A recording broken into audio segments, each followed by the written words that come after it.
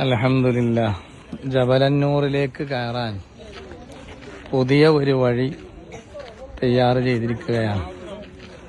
നേരത്തെ ഉണ്ടായിരുന്ന വഴിയെല്ലാം അടക്കപ്പെട്ട് പുതിയ ഒരു വഴി ഇവിടുത്തെ സൗദി മന്ത്രാലയം തന്നെ പ്രത്യേകം സംവിധാനിച്ചു.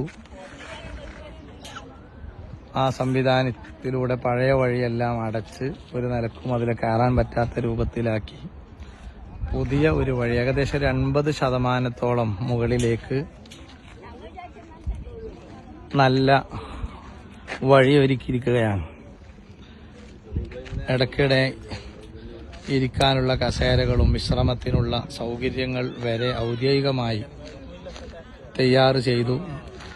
രാത്രി സമയങ്ങളിൽ ലൈറ്റ് സംവിധാനം ഏർപ്പെടുത്തി കയറി വരുന്ന ഭാഗത്ത് തന്നെ അൽഹംദുലില്ലാഹ് ആളുകൾക്ക് നിർദ്ദേശം നൽകുന്ന ഒരുപാട് മാറ്ററുകളും കയറുന്നതിന് മുമ്പ് ശ്രദ്ധിക്കേണ്ടതും ഇടയിൽ ശ്രദ്ധിക്കേണ്ടതും കയറി കഴിഞ്ഞാൽ ശ്രദ്ധിക്കേണ്ടതുമായ പ്രത്യേകം ചാർട്ട് രേഖപ്പെടുത്തിയിരിക്കുകയാണ്. ആളുകൾ നേരത്തെ ഉള്ളതിൽ നിന്ന് വ്യത്യസ്തമായി സ്റ്റെപ്പുകൾ കയറുന്നതിന് പകരം അധികവും റോഡ് സംവിധാനമാണ്. ഇംഗ്ലീഷിലും അറബിയിലും എഴുതി വെച്ചിട്ടുണ്ട് കയറുന്നതിന് മുമ്പ്, കയറുന്നതിനിടയിൽ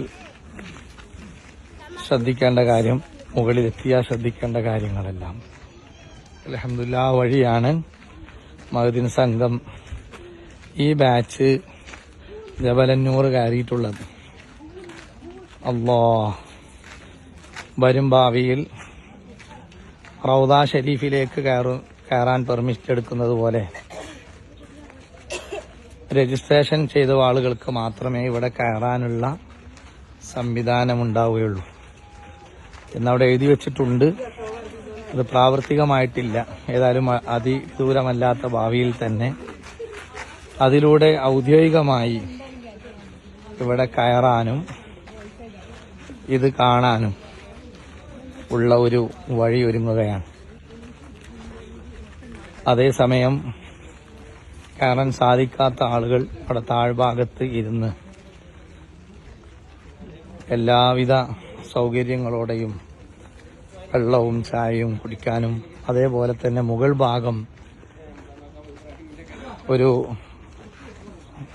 പ്രത്യേക തിയേറ്ററിലൂടെ കാണിക്കാനും ജബലന്നൂറിലെ പ്രത്യേകതകൾ ഖുർആനിനെ അവതരണ പശ്ചാത്തലങ്ങളും രൂപങ്ങളൊക്കെ സംവിധാനിച്ചിട്ടുണ്ട്. അൽഹംദുലില്ലാഹ് ഇപ്പോഴും പണി നടന്നുകൊണ്ടിരിക്കുകയാണ്.